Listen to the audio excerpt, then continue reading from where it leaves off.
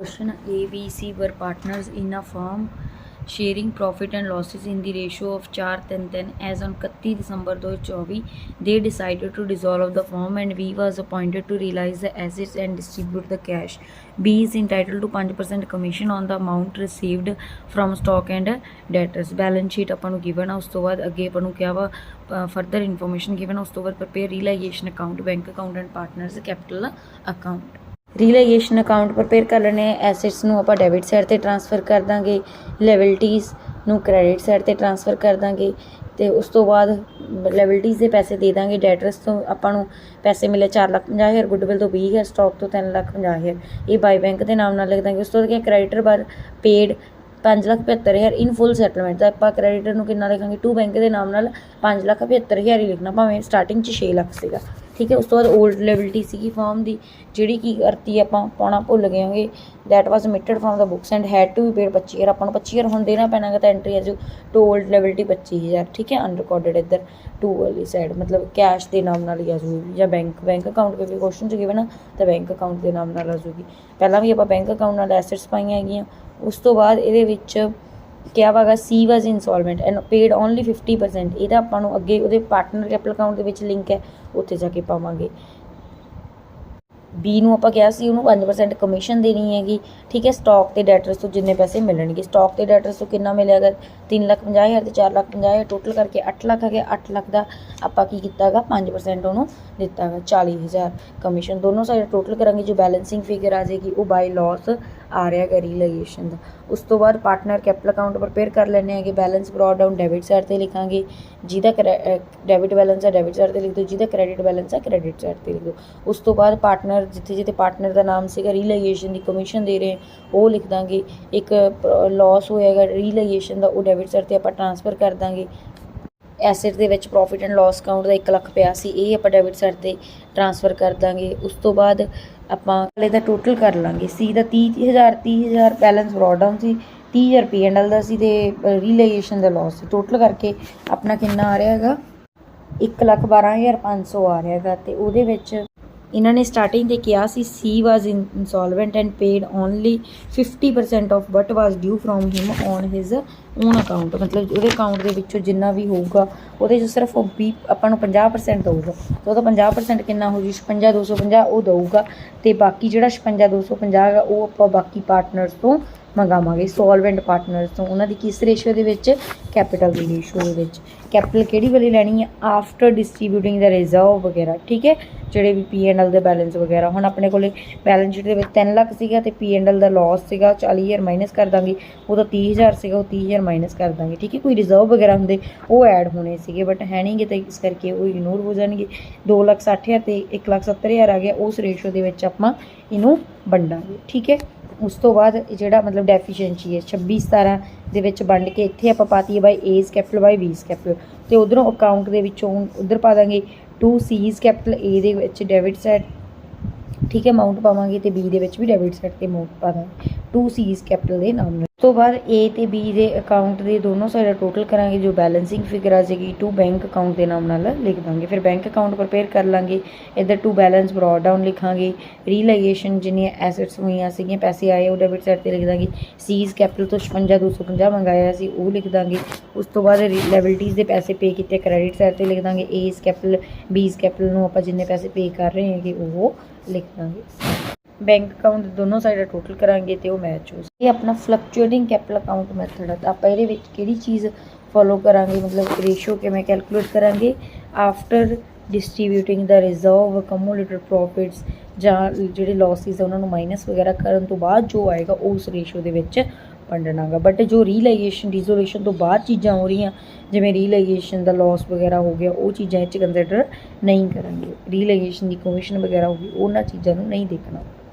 15ਵਾਂ question ਹੈ A, B, C carrying on business as merchants and sharing profit and losses in the ratio of 2:1 dissolve their firm as on February 16, 2024 on which date their balance sheet was as follows। ਇੱਥੇ ਆਪਾਂ ਨੂੰ balance sheet given ਆ, ਉਸ ਤੋਂ ਬਾਅਦ note ਦਿੱਤਾ ਵਾ a bill of 800 received from P is under discount। P ਆਪਣਾ ਪਾਰਟਨਰ ਨਹੀਂ ਹੈ। ਠੀਕ ਹੈ, ਉਸ ਤੋਂ ਬਾਅਦ ਅੱਗੇ ਫਰਦਰ ਇਨਫੋਰਮੇਸ਼ਨ ਦਿੱਤੀ ਹੋਈ, ਫਿਰ ਕਿਹਾ prepare realisation account and partners capital account. ਆਪਾਂ joint life policy account prepare ਕਰ ਲੈਂਦੇ ਹਾਂ। ਠੀਕ ਹੈ, ਜੁਆਇੰਟ ਲਾਈਫ ਪੋਲਿਸੀ ਦਾ ਕੀ ਟ੍ਰੀਟਮੈਂਟ ਕਰਨਾ, ਇਹਦੇ ਲਈ ਆਪਾਂ ਕੀ ਕਰਾਂਗੇ, balance brought down debit side ਤੇ ਕਰ ਲਾਂਗੇ। ਜੁਆਇੰਟ ਲਾਈਫ ਪੋਲਿਸੀ ਆਪਣੀ ਐਸੈਟ ਹੈ ਤਾਂ ਐਸੈਟ ਦਾ ਬੈਲੈਂਸ ਡੈਬਿਟ ਸਾਈਡ ਤੇ ਬਰੋਟ ਡਾਊਨ ਕਰਦੇ ਹਾਂ। ਫਿਰ ਉਹਦੇ ਵਿੱਚੋਂ ਕਹਿੰਦੇ ਆਪਾਂ ਨੂੰ ਸੇਲ ਕਰਕੇ ਕਿੰਨੇ ਰੁਪਏ ਮਿਲ ਗਏ ਹੈਗੇ, ਕੈਸ਼ ਮਿਲ ਗਿਆ ਹੈਗਾ 10,800, ਬੈਲੈਂਸ ਬਰੋਟ ਡਾਊਨ 11,000 ਸੀ, ਕੈਸ਼ ਮਿਲ ਗਿਆ 10,800, ਤੇ ਇਹਦਾ ਮਤਲਬ 200 ਰੁਪਏ ਦਾ ਆਪਾਂ ਨੂੰ ਕੀ ਹੋ ਗਿਆ ਇੱਕ ਤਰੀਕੇ ਨਾਲ ਲਾਸ।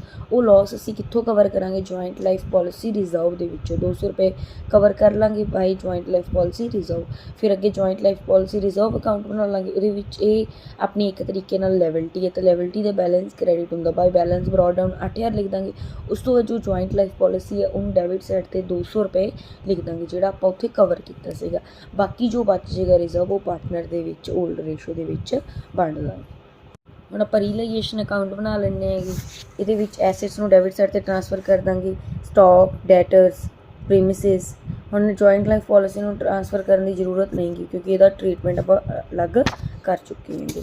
ਫਿਰ ਕ੍ਰੈਡਿਟ ਸਾਈਡ ਤੇ ਆਪਾਂ ਪ੍ਰੋਵੀਜ਼ਨ ਡੈਟਰਸ ਦੀ ਟ੍ਰਾਂਸਫਰ ਕਰ ਦਾਂਗੇ, ਸਨਡਰੀ ਕ੍ਰੈਡਿਟਰਸ ਟ੍ਰਾਂਸਫਰ ਕਰ ਦਾਂਗੇ, ਮਿਸਿਸ ਏਜ਼ ਲੋਨ ਕਰ ਦਾਂਗੇ।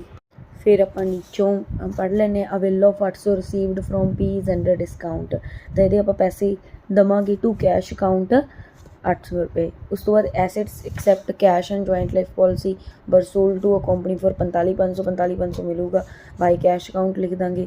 ਪੀ ਨੇ ਆਪਣੇ ਪੈਸੇ ਦੇਣੇ ਸੀਗੇ, P prove insolvent and a sum of 500 was received from his estate. 500 ਰੁਪਈਆ ਆਪਾਂ ਨੂੰ ਉਹ ਤੋਂ ਮਿਲ ਰਿਹਾ ਹੈਗਾ ਤਾਂ ਆਪਾਂ ਕੀ ਲਿਖ ਦਾਂਗੇ ਬਾਈ ਕੈਸ਼ ਅਕਾਊਂਟ 500। ਉਸ ਤੋਂ ਬਾਅਦ ਡੈਬਿਟ ਸਾਈਡ ਤੇ ਆਪਾਂ ਸਨਡਰੀ ਕ੍ਰੈਡਿਟਰਸ ਨੂੰ ਪੈਸੇ ਪੇ ਕਰ ਦਾਂਗੇ।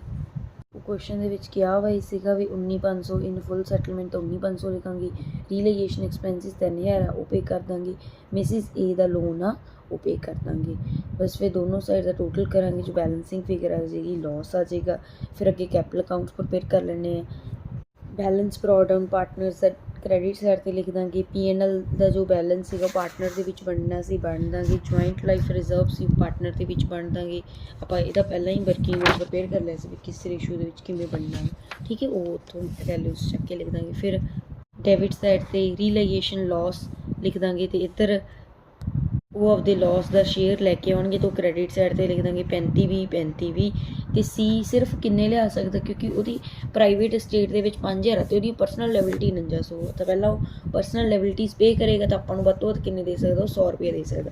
ਤਾਂ ਇੱਥੇ ਬਾਈ ਕੈਸ਼ 100 ਰੁਪਏ ਸੀ ਦੇ ਅਕਾਊਂਟ 'ਚ ਆ ਜਾਏਗਾ। ਸੀ ਦਾ ਐਡਵਾਂਸ ਸੀ 1,000 ਉਹ ਵੀ ਲਿਖ ਦਾਂਗੇ। ਫਿਰ ਉਸ ਤੋਂ ਬਾਅਦ ਡੈਬਿਟ ਸਾਈਡ ਤੇ ਦੋਨਾਂ ਦੀ ਡਰਾਇੰਗ ਲਿਖਾਂਗੇ, ਏ ਤੇ ਸੀ ਦੀ ਸੀਗੀ।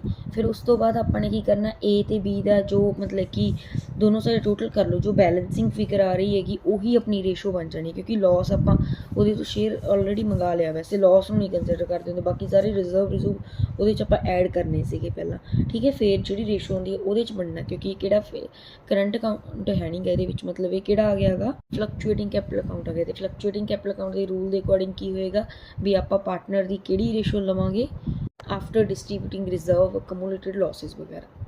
ਤੇ ਆਪਣੇ ਕੁਐਸਚਨ 'ਚ ਆਪਾਂ ਲਾਸ ਪਹਿਲਾਂ ਹੀ ਮੰਗਾ ਲਿਆ ਹੈਗਾ ਤਾਂ ਇਸ ਕਰਕੇ ਆਪਾਂ ਨੂੰ ਬਸ ਇਹੀ ਪਲੱਸ ਮਾਈਨਸ ਇਸੇ ਨੂੰ ਕਰ ਲਾਂਗੇ। ਏ ਦੀ ਕ੍ਰੈਡਿਟ ਸਾਈਡ 'ਚੋਂ ਏ ਵਾਲੀ ਡੈਬਿਟ ਸਾਈਡ ਮਾਈਨਸ ਕਰ ਦਿਓ, ਜੋ ਆ ਜਾਏਗਾ ਦੋਨਾਂ ਦੀ ਇਸ ਤਰੀਕੇ ਨਹੀਂ ਕਰਨੀ। ਬੀ ਦੇ ਵਿੱਚੋਂ ਬੀ ਦੀ ਦੂਸਰੀ ਸਾਈਡ ਮਾਈਨਸ ਕਰਕੇ ਜੋ ਆ ਰਹੀ ਹੈ ਉਹੀ ਰੇਸ਼ੋ ਦੇ ਵਿੱਚ ਆਪਾਂ ਬਣਦਾ ਹੈ। ਇੱਥੇ ਇਕੁਅਲ ਰੇਸ਼ੋ ਆ ਰਹੀ ਹੈਗੀ।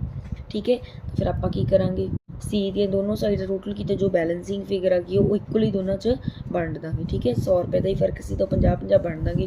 ਫਿਰ ਇੱਥੇ ਡੈਬਿਟ ਸਾਈਡ 'ਤੇ 2 ਸੀਜ਼ ਕੈਪੀਟਲ ਲਿਖਾਂਗੇ 50-50 ਏ ਦੇ ਅਕਾਊਂਟ 'ਚ ਤੇ ਬੀ ਦੇ ਅਕਾਊਂਟ 'ਤੇ। ਜੋ ਬੈਲੈਂਸਿੰਗ ਫਿਗਰ ਆ ਜਾਏਗੀ 2 ਕੈਸ਼ ਅਕਾਊਂਟ ਦੋਨਾਂ ਨੂੰ ਪੇ ਕਰ ਦਾਂਗੇ। ਫਿਰ ਕੈਸ਼ ਅਕਾਊਂਟ ਪ੍ਰਪੇਅਰ ਕਰ ਲਾਂਗੇ, balance brought down debit side 'ਤੇ ਲਿਖਾਂਗੇ। ਟੂ ਰੀਲਾਈਜੇਸ਼ਨ ਤੋਂ ਜਿੰਨੇ ਆਪਾਂ ਨੂੰ 45,500 ਮਿਲਿਆ ਸੀ ਉਹ ਡੈਬਿਟ ਸਾਈਡ 'ਤੇ ਲਿਖ ਦਾਂਗੇ। ਰਿਸੀਵ ਹੋਏ ਸੀਗੇ ਪੀ ਦੇ ਸਟੇਟ ਤੋਂ ਉਹ ਵੀ ਆਪਾਂ ਡੈਬਿਟ ਸਾਈਡ 'ਤੇ ਟੂ ਰੀਲਾਈਜੇਸ਼ਨ ਦੇ ਨਾਮ ਨਾਲ ਲਿਖ ਦਾਂਗੇ। ਠੀਕ ਹੈ, ਇਹਨਾਂ ਨੂੰ ਐਂਡ 'ਤੇ ਲਿਖਾਂਗੇ। ਉਸ ਤੋਂ ਬਾਅਦ 2 ਕੈਪੀਟਲ ਅਕਾਊਂਟਸ ਜਿੰਨੇ 35,20 ਆਪਾਂ ਨੂੰ ਉਹਨਾਂ ਤੋਂ ਕੈਸ਼ ਮਿਲਿਆ ਸੀ ਉਹ ਲਿਖ ਦਾਂਗੇ। ਤੇ ਸੀ ਤੋਂ 100 ਰੁਪਏ ਮਿਲਿਆ ਸੀ ਉਹ ਲਿਖ ਦਾਂਗੇ। ਜੁਆਇੰਟ ਲਾਈਫ ਪੋਲਿਸੀ ਤੋਂ 10,800 ਮਿਲੇ ਉਹ ਲਿਖ ਦਾਂਗੇ। ਫਿਰ ਕ੍ਰੈਡਿਟ ਸਾਈਡ ਪ੍ਰਪੇਅਰ ਕਰ ਲਾਂਗੇ, ਬਾਈ ਰੀਲਾਈਜੇਸ਼ਨ ਲਿਖ ਦਾਂਗੇ ਜਿੱਥੇ ਆਪਾਂ ਪੈਸੇ ਪੇ ਕੀਤੇ ਸੀਗੇ 25,500 ਟੋਟਲ ਪੇ ਕੀਤਾ ਸੀ ਉਹ ਲਿਖ ਦਾਂਗੇ। ਇੱਕ 800 ਲੈਬਿਲਿਟੀ ਔਨ ਬਿਲ ਡਿਸਕਾਊਂਟਡ ਸੀ ਉਹ ਲਿਖ ਦਾਂਗੇ।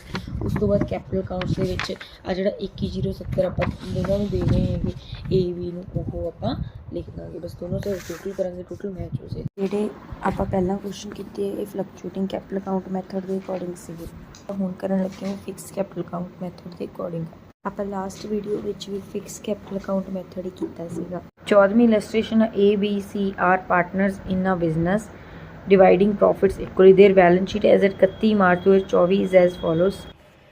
बैलेंस शीट गिवन आ, फिर क्या हुआ, C is instalment and his estate pays 1800 to the firm. The partnership is consequently dissolved and sundry debtor stock furniture realize 23. So sundry creditor was settled at 8 year. You are required to prepare the necessary ledger account to close the books of the firm in accordance with the decision in Garner versus Murray. तो पहला ਆਪਾਂ देख लेने एक ਕਿਹੜਾ account हैगा, fix capital के fluctuating fix capital account. Fix capital account ਦੇ ਵਿੱਚ ਰੂਲ ਕਿਹੜਾ ਲੱਗਣਾ ਗਾ, ਅਕਮੂਲੇਟਡ ਪ੍ਰੋਫਿਟਸ ਲੌਸਿਸ ਵਗੈਰਾ ਦੀ ਆਪਾਂ ਨੂੰ ਕੋਈ ਵੀ ਐਡਜਸਟਮੈਂਟ ਕਰਨ ਦੀ ਜ਼ਰੂਰਤ ਨਹੀਂ ਗੀ। ਬਸ ਜਿਹੜੀ ਪਹਿਲਾਂ ਆਪਣੀ ਰੀਜ਼ੋਲੂਸ਼ਨ ਤੋਂ ਪਹਿਲਾਂ ਸਿੰਪਲ ਰੇਸ਼ੋ ਕੁਐਸਚਨ ਦੇ ਵਿੱਚ ਦਿੱਤੀ ਵੀ ਹੈ ਕਿ ਕੈਪੀਟਲ ਅਕਾਊਂਟਸ ਉਹਦੇ ਵਿੱਚ ਹੀ ਕਰ ਦਾਂਗੇ। ਜਿਵੇਂ 12000 9000 1000 ਦਿੱਤਾ ਵਾ, ਸੀ ਇੰਸਟਾਲਮੈਂਟ ਸੀ ਦਾ ਤਾਂ ਦੇਖਣਾ ਨਹੀਂ ਗਾ, ਅਤੇ 12/9 ਦੇ ਵਿੱਚ ਆਪਾਂ ਕੀ ਕਰ ਦਾਂਗੇ, ਇਸ ਰੇਸ਼ੋ ਦੇ ਵਿੱਚ ਆਪਾਂ ਕੀ ਕਰ ਦਾਂਗੇ, ਜਿਹੜੇ ਡੈਫੀਸ਼ੀਐਂਸੀ ਹੋਊਗੀ ਉਹ ਇਹ ਪਾਰਟਨਰਸ ਬੀਅਰ ਕਰਨਗੇ। क्वेश्चन सॉल्व कर लेने, रीलाइजेशन अकाउंट बना लेने, एसेट्स ਨੂੰ ਡੈਬਿਟ ਸਾਈਡ ਤੇ ट्रांसफर कर ਲਾਂਗੇ, फर्नीचर स्टॉक डेटर्स सीज करंट अकाउंट नहीं करांगे क्योंकि पार्टनर का करंट अकाउंट आ गया है, ठीक है। कैश एट बैंक ये भी नहीं करांगे। बस जो डेटर की प्रोविजन से क्रेडिट साइड से ट्रांसफर कर देंगे, सैंडरी क्रेडिटर बिल्स पेबल ਨੂੰ भी क्रेडिट साइड से ट्रांसफर कर देंगे। फिर उन्होंने क्या सीगा भी partnership is consequently dissolve and sundry debtor stock furniture तो किन्ने रुपए मिले 2300 वो लिख देंगे, सैंडरी क्रेडिटर ਨੂੰ 8000 दे रहे हैं वो लिख देंगे। बिल्स पेबल वाले क्वेश्चन देना मतलब कोई इन्फॉर्मेशन नहीं गी, तो ਇਹਦਾ मतलब 2000 ਦਾ 2000 बिल्स पेबल ਨੂੰ ਅਸੀਂ पे कर देंगे। दोनों साइड का टोटल करांगे, जो बैलेंसिंग फिगर आ जाएगी लॉस आ जाएगा। फिर अगे करंट अकाउंट प्रिपेयर करांगे, ਉਹਦੇ ਲਈ ਜਿਹੜਾ बैलेंस ਜਿਹਦਾ ਡੈਬਿਟ ਹੈ ਡੈਬਿਟ ਸਾਈਡ ਤੇ ਉਤਾਰ ਲਓ, ਜਿਹਦਾ ਕ੍ਰੈਡਿਟ ਹੈ ਕ੍ਰੈਡਿਟ ਸਾਈਡ ਤੇ ਉਤਾਰ ਲਓ। ਉਸ ਤੋਂ ਬਾਅਦ ਰਿਜ਼ਰਵ ਫੰਡ ਆ ਪਾਰਟਨਰ ਦੇ ਵਿੱਚ ਵੰਡ ਦਾਂਗੇ। ਰੀਲਾਈਜੇਸ਼ਨ ਦਾ ਲॉस ਆਪਾਂ ਡੈਬਿਟ ਸਾਈਡ ਤੇ ਪਾ ਦਾਂਗੇ। ਫਿਰ ਸੀ ਦਾ ਆਪਾਂ ਟੋਟਲ ਕਰਾਂਗੇ ਦੋਨੋਂ ਸਾਈਡਸ ਦਾ, ਇਹਦੇ ਵਿੱਚ 7000 ਬਾਈ ਸੀਜ਼ ਕੈਪੀਟਲ ਅਕਾਊਂਟ ਟ੍ਰਾਂਸਫਰ ਆ ਜਾਏਗਾ। ਉਸ ਤੋਂ ਬਾਅਦ ਆਪਾਂ ਮਤਲਬ ਵੈਸੇ ਵਰਕਿੰਗ ਨੋਟ ਦੇ ਥਰੂ ਕੈਲਕੂਲੇਸ਼ਨ ਕਰ ਲਾਂਗੇ। 7000 ਇਹਦਾ ਇਹ ਸੀਗਾ, 1000 ਉਹਦਾ ਕੈਪੀਟਲ ਅਕਾਊਂਟ ਦਾ ਬੈਲੈਂਸ ਸੀ, ਉਹ ਵੀ ਮਾਈਨਸ ਕਰ ਦਾਂਗੇ। ਅਤੇ ਬਾਕੀ ਉਹ ਕਹਿੰਦਾ ਮੇਰਾ ਸਟੇਟ ਮਤਲਬ ਕਿ ਆਪਾਂ ਨੂੰ ਰਿਕਵਰ ਹੋ ਰਿਹਾ 1800, ਉਹ ਮਾਈਨਸ ਕਰ ਦਾਂਗੇ। ਮਾਈਨਸ ਕਰਨ ਤੋਂ ਬਾਅਦ 6000 ਵੈਲਿਊ ਰਹੇਗੀ, ਉਹਨੂੰ ਆਪਾਂ ਪਾਰਟਨਰਸ ਦੀ ਕਿਸ ਰੇਸ਼ੋ 'ਚ ਵੰਡਾਂਗੇ, ਜਿਹੜੀ ਸਟਾਰਟਿੰਗ ਦੇ ਵਿੱਚ ਗਿਵਨ ਸੀਗੀ, ਮਤਲਬ ਕਿ ਕੈਪੀਟਲ 12000 9000 ਦਾ, ਮਤਲਬ ਕਿ 4-3 ਰੇਸ਼ੋ ਦੇ ਵਿੱਚ ਆਪਾਂ ਵੰਡ ਦਾਂਗੇ। 2400 ਅਤੇ 1800 ਆ ਜਾਊਗਾ, ਉਹ 2400 ਅਤੇ 1800 2 ਸੀਜ਼ ਕੈਪੀਟਲ ਆਪਾਂ ਏ ਦੇ ਅਕਾਊਂਟ 'ਚ ਅਤੇ ਬੀ ਦੇ ਅਕਾਊਂਟ 'ਚ ਲਿਖਾਂਗੇ ਡੈਬਿਟ ਸਾਈਡ 'ਤੇ। ਫਿਰ ਉਸ ਤੋਂ ਬਾਅਦ ਆਪਾਂ ਇਹਦੇ ਵਿੱਚ ਜੋ ਬੈਲੈਂਸਿੰਗ ਫਿਗਰ ਆ ਜੂ ਏ ਦੇ ਕੈਪੀਟਲ ਦੇ ਵਿੱਚ, ਇਹਦੇ ਕਰੰਟ ਅਕਾਊਂਟ 'ਚ 2 ਏਜ਼ ਕੈਪੀਟਲ ਲਿਖ ਦਾਂਗੇ, ਬੀ ਦੇ ਕਰੰਟ ਅਕਾਊਂਟ 'ਚ ਜਿਹੜੀ ਆਊਗੀ 2 ਬੀਜ਼ ਕੈਪੀਟਲ ਅਕਾਊਂਟ ਲਿਖ ਦਾਂਗੇ। ਫਿਰ ਅੱਗੇ ਕੈਪੀਟਲ ਅਕਾਊਂਟਸ ਪ੍ਰਿਪੇਅਰ ਕਰ ਲਾਂਗੇ, ਬੈਲੈਂਸ ਬਰੋਡ ਡਾਊਨ 'ਤੇ ਇਹਨਾਂ ਦੇ ਲਿਖ ਦਾਂਗੇ। ਬਾਈ ਬੈਂਕ ਅਕਾਊਂਟ ਸੀ ਦੇ ਵਿੱਚ ਲਿਖ ਦਾਂਗੇ ਜਿੰਨੇ ਉਹ ਪੇ ਕਰ ਰਹੇ 1800। ਫਿਰ ਏਜ਼ ਕਰੰਟ ਅਕਾਊਂਟ, ਬੀਜ਼ ਕਰੰਟ ਅਕਾਊਂਟ ਜਿਹੜਾ 2400 1800 ਕੱਢਿਆ ਸੀ ਦੇ ਵਿੱਚ ਲਿਖ ਦਾਂਗੇ। ਉਸ ਤੋਂ ਬਾਅਦ ਏਜ਼ ਕਰੰਟ ਅਕਾਊਂਟ ਏ ਦੇ ਵਿੱਚ ਜਾਊਗਾ ਅਤੇ ਬੀਜ਼ ਕਰੰਟ ਅਕਾਊਂਟ ਬੀ ਦੇ ਕੈਪੀਟਲ ਅਕਾਊਂਟ 'ਚ ਜਾਊਗਾ। ਦੋਨਾਂ ਦੇ ਵਿੱਚ ਇਸ ਤਰ੍ਹਾਂ ਕਰਨ ਤੋਂ ਬਾਅਦ ਆਪਾਂ ਸੀਜ਼ ਕਰੰਟ ਅਕਾਊਂਟ ਪਹਿਲਾਂ ਹੀ ਟ੍ਰਾਂਸਫਰ ਕਰ ਲੈਣਾ ਸੀਗਾ, ਠੀਕ ਹੈ, ਸੀ ਦੇ ਵਿੱਚੋਂ ਆਇਆ ਸੀ। ਤਾਂ ਉਸ ਤੋਂ ਬਾਅਦ ਜੋ ਬੈਲੈਂਸਿੰਗ ਫਿਗਰ ਆ ਜੋ 2 ਬੈਂਕ ਏ ਦੇ ਬੀ ਦੇ ਨਾਮ ਨਾਲ ਆ ਜਾਏਗਾ। ਫਿਰ ਬੈਂਕ ਅਕਾਊਂਟ ਪ੍ਰਿਪੇਅਰ ਕਰ ਲਾਂਗੇ, balance brought down debit side 'ਤੇ ਲਿਖਾਂਗੇ।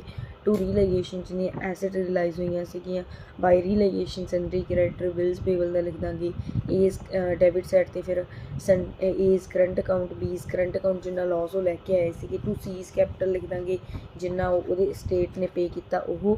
ਉਸ ਤੋਂ ਬਾਅਦ ਜੋ ਆਪਣੀ ਕ੍ਰੈਡਿਟ ਸਾਈਡ 'ਤੇ ਏਜ਼ ਕੈਪੀਟਲ ਬੀਜ਼ ਕੈਪੀਟਲ ਲਿਖ ਦਾਂਗੇ, ਜਿਹੜੀ ਆਪਾਂ ਬੈਲੈਂਸਿੰਗ ਫਿਗਰ ਕੈਪੀਟਲ ਅਕਾਊਂਟ ਦੇ ਵਿੱਚ ਕੱਢੀ ਸੀ 2 ਬੈਂਕ ਦੇ ਨਾਮ ਨਾਲ। ਦੋਨੋਂ ਸਾਈਡ ਟੋਟਲ ਕਰਾਂਗੇ, ਟੋਟਲ ਮੈਚ ਹੋ ਜਾਏਗਾ।